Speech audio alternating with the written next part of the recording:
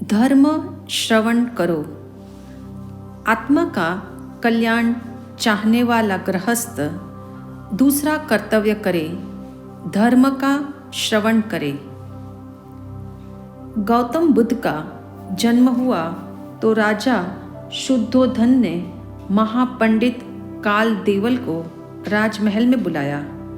जन्म कुंडली का गणित तथा सितारों की भाषा पढ़कर काल देवल बहुत हंसे, फिर एकदम से रोना प्रारंभ कर दिया। ऐसी विचित्र चेष्टा देख राजा शुद्धोधन को लगा दाल में कुछ काला है। काल देवल ने कुछ पल बाद अपनी अजीब हरकत का सीक्रेट खोला। राजन, आपका कुल दीपक जग प्रदीपक बनेगा। वह बुद्धत्व को प्राप्त कर सारे विश्व को सत्य का बोध देगा। यह जानकर मैंने हर्ष व्यक्त किया, किंतु जब मुझे अपने दुर्भाग्य का बोध हुआ कि ये बुद्ध पुरुष सत्यवाणी सुना रहा होगा, तब मैं इस दुनिया में नहीं रहूँगा। इससे दुखी होकर मैं रोया। पुत्र के जन्मोत्सव पश्चात राजा शुद्धोधन की बेचैनी ये सोचकर बढ़ती गई कि राजा का पुत्र राजा न बन बुद्ध पुरुष क्यों बनेगा। इसलिए उन्होंने विश्वविख्यात 8 ज्योतिषियों को बुलाया। उनमें से 7 ज्योतिषियों का मत यही था, ये बालक या तो चक्रवर्ती सम्राट बनेगा अथवा बुद्ध पुरुष बनेगा। किंतु 8वां ज्योतिषी कौंडिन्य ने कहा, ये बालक निश्चित ही बुद्धत्व को प्राप्त करेगा। इसलिए मैं भी यहाँ से सीधा जंगल की ओर प्रस्थान करूँगा, ताकि जब वह बालक बुद्ध बने तब उनकी सत्यवाणी सुनने हेतु मैं भी पात्र बन जाऊं। इस घटनाक्रम से स्पष्ट है, सत्य का श्रवण करना और सत्य श्रवण की पात्रता तैयार करना कल्याणमुखी के लिए कितना मूल्यवान है एवं महत्वपूर्ण भी है। इसी कल्याणकारी साधना को समझाने हेतु भगवान महावीर ने घोषित किया, प्रतिदिन गृहस्थ धर्म का श्रवण करे। जो धर्म को सुनेगा वह सत्य को जानेगा, जो जानेगा सत्य को वह सत्य को मानेगा एवं सत्य को धारण भी करेगा, तो उसका कल्याण निश्चित ही होगा। धर्म श्रवण में ऐसा कमाल तभी पैदा होता है जब सुनने की कला हस्तगत हो, क्योंकि सही विधि से किया गया सत्य का श्रवण सम्यक दर्शन की प्राप्ति कराता है। धर्म श्रवण की सम्यक विधि कान से नहीं ध्यान से सुनना, रूटीन से नहीं रूह से सुनना, तनाव से नहीं तन्मयता से सुनना, अन्य मनस्क होकर नहीं अहोभाव से सुनना। इस मेथड से प्रतिदिन धर्म का श्रवण करो तो तय है, विचार पॉजिटिव होंगे, वचन की शुभता बढ़ेगी, जीवन का वर्तन सदाचार मुखी होगा। यही कारण है भारतीय संस्कृति में सत्य का श्रवण करने हेतु प्रतिदिन धर्म सभा का आयोजन किया जाता है। आज भी ऐसे इंसान हैं जो पहले कान को पवित्र करते हैं, अर्थात पहले धर्म को सुनते हैं, पश्चात ही कुछ भोजन करते हैं।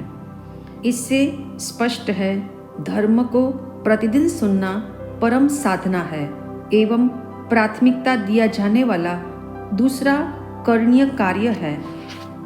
कहना होगा, आज की भीड़ में सत्य सो गया है और इंसान भूल भुलैया में खो गया है। ऐसी स्थिति में प्रतिदिन धर्म का श्रवण करना बहुत ज़रूरी है। जिसने भी पारमार्थिक सत्य को सुना समझा, उसके जीवन में ज्ञान का दीप जला। महापुरुष बनाने वाली अद्भुत यात्रा भी धर्म श्रवण से ही प्रारंभ होती है। इस तथ्य का इतिहास भी साक्षी है। व्यास जी से भागवत सुनने के बाद शुकदेव महाज्ञानी बन गए। रामकृष्ण परमहंस से धर्म की वाणी सुनकर विवेकानंद संत बन गए। इंद्रभूति गौतम जैसे प्रकांड विद्वान भी भगवान महावीर के मुख से सत्य सुनकर आत्मज्ञानी बन गए। सुधर्मा स्वामी की धर्मवाणी सुनकर जम्बू स्वामी परम वैरागी बन गए। नारद ऋषि के वचनों ने लुटेरे वाल्मीकि को भी परम ज्ञानी बना दिया। स्मरण रहे, आज हमारे पास भगवान महावीर की वाणी है तो इसका श्रेय भी गुरु शिष्य की श्रवण परंपरा को ही जाता है। प्रायः सबके भीतर ये प्रश्न उभरता है, सत्य को रोज रोज क्यों सुनना? ऐसे सवालियों से पूछो, उन्हें ये प्रश्न तब क्यों नहीं पैदा होता कि रोज रोज क्यों खाया जाए, रोज रोज क्यों घर की सफाई की जाए? तब आप ये नहीं कहते खाने से क्या लाभ, भूख तो रोज लग जाती है, सफाई का क्या फायदा, मिट्टी तो रोज आती है। सावधान, रोज रोज धर्म श्रवण करने एवं कराने के पीछे गहरा रहस्य है। ये सिर्फ सुनने सुनाने की सिस्टम नहीं है, बल्कि शाश्वतता तक पहुंचने का शॉर्टकट है। धर्म श्रवण को परंपरा या रिवाज मत मान लेना, ये पल में परम तक पहुंचाने की ताकत रखता है। हालांकि जो कहना है वह एक प्रवचन, एक वचन या एक शब्द में भी समाप्त हो सकता है, परंतु असली सवाल है उस शब्द का भीतर में प्रविष्ट हो जाना।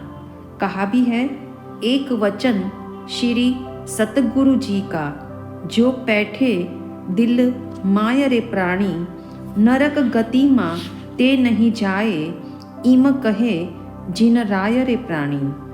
रोज रोज सुनने वालों के जीवन में वह क्षण भी अवश्य आता है जब मन का झरोखा खुले और सद्गुरु के शब्द भीतर चले जाएं। एक दिन ऐसा तालमेल बैठना भी निश्चित है जब वक्ता दस्तक दे और श्रोता भीतर के द्वार खोल दे। एक बार सत्य के दूत शब्द कान के माध्यम से सबकॉन्शियस माइंड में लॉक हो जाए तो वे शब्द वहाँ घुलते और घुटते रहते हैं एवं एक दिन स्वतः ही आचरण बन जाते हैं। एक बार एक विदेशी ने किसी भारतीय से हैरान होकर पूछा, आप लोग रोज रोज गीता का पाठ क्यों करते हो? जो शब्द कल थे वे ही आज है और वैसा ही मीनिंग उनका कल परसों तक भी रहेगा। ऐसे तोता रटन से न तुम तन्मय होकर पढ़ पाते हो और न तत्व की गहराई में जाते हो। ऐसे निष्प्रयोजन धर्म पाठ या धर्म श्रवण का क्या महत्व है? भारतीय ने कहा, हम रोज रोज इसलिए गीता पढ़ते हैं या सुनते हैं क्योंकि मन का कोई भरोसा नहीं, कब मनन में लग जाए और कब सुनते सुनते भटक भी जाए। किसी रात्रि नींद अच्छी आई हो तो सुबह जब मन गीता पढ़े या सुने तो सारे शब्द गहरे उतर जाए। ऐसा भी संभव है किसी दिन मन विचार और विकारों से भरा हो तो पढ़ते और सुनते हुए भी एक शब्द से भी अपना कनेक्शन नहीं जुड़े। इसीलिए प्रतिदिन धर्म का श्रवण अनिवार्य है। जब तक भीतर का खजाना पूर्णतया प्रकट ना हो, अर्थात केवल ज्ञान की प्राप्ति जब तक ना हो, तब तक धर्म श्रवण सुनना सतत आवश्यक है। दरअसल आज लोगों के भीतर धर्म सुनने की रुचि नहीं है। भौतिकता से प्रभावित प्रतियोगी एवं प्रतिशोधी मन को धर्म श्रवण की प्रेरणा दे भी दो तो वह मनुष्य को अनेक तर्क देता है। उनमें से कुछ सर्वमान्य तर्क हैं।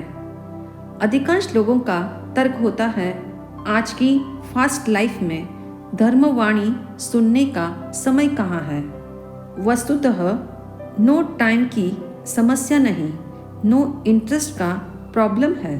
जहाँ इंटरेस्ट है वहाँ जाने के लिए मन उत्साही बनता है और हर तरह से समय को मैनेज कर लेता है। जहाँ रस है वहाँ राह है, जहाँ रस नहीं वहाँ जाने हेतु रोना धोना या रोगी बन जाना ये मन की पुरानी आदत है। इसलिए धर्म का श्रवण करने के लिए रुझान जगाओ और नो टाइम के तर्क से सदा के लिए मुक्त हो जाओ।